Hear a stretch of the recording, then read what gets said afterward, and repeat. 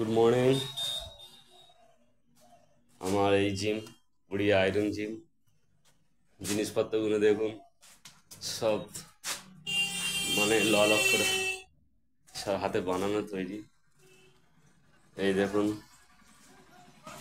Iron, এইগুলো সব college street থেকে কিনে নিয়ে এসেছি। এই স্ট্রাকচারটা এখান থেকে বানিয়ে নিয়েছি ওয়েট রাখার জন্যে। আর এই তলায় আছে ফ্রেঞ্চ প্রেস মারার জন্য। এই বেঞ্চ প্রেস মেশিনটা এটাও এখানে বানানো হিল কারখানাতে। এই মেশিন বেঞ্চ প্রেস এটাও, এই বেঞ্চগুলো সব এখানে সব লোহা দিয়ে, পুরোনো লোহা দিয়ে তৈরি করা। এই একটা মেশিন আছে, এটাকে চেস্টে ফ্লাই মারার জন্য। এই হচ্ছে প্যারাল বার, এই আমাদের প্যারাল বার। এই ডন, এই এসে দুটো মুকুর আছে।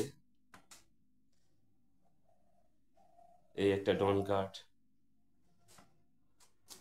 আর এই হচ্ছে এই মেশিনটাও তৈরি করা হয়েছে।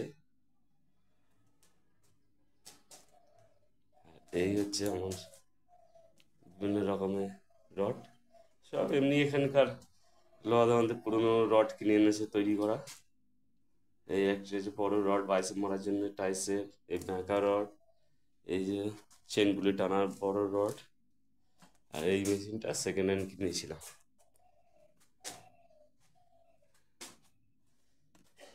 গড়িয়া থেকে। আর এই হচ্ছে এই একটা ভাঁচা মিউজিক সিস্টেম আছে।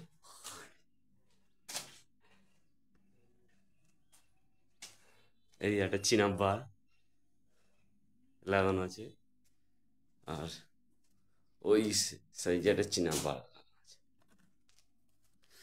আর এই যে জয় বজরঙ্গলী। এই হচ্ছে আমার জিমের চার্ট। আমি যখন ঢাকুরিয়া সুইচ সমিতি থেকে প্র্যাকটিস করতাম, সেই জিমের চার্ট এখন আমি ফলো করি। এটা হচ্ছে প্রত্যেকটা পার্ট পার্ট করে করা আছে। আর এই চার্টটা যেটা আছে এটা হচ্ছে 30 দিনের চার্ট, নতুন যারা প্র্যাকটিস ভর্তি হয় তাদের জন্য। 30 দিনের পর ওই প্রত্যেকটা চারটে সেট করা আছে। 4 দিন এক্সারসাইজ।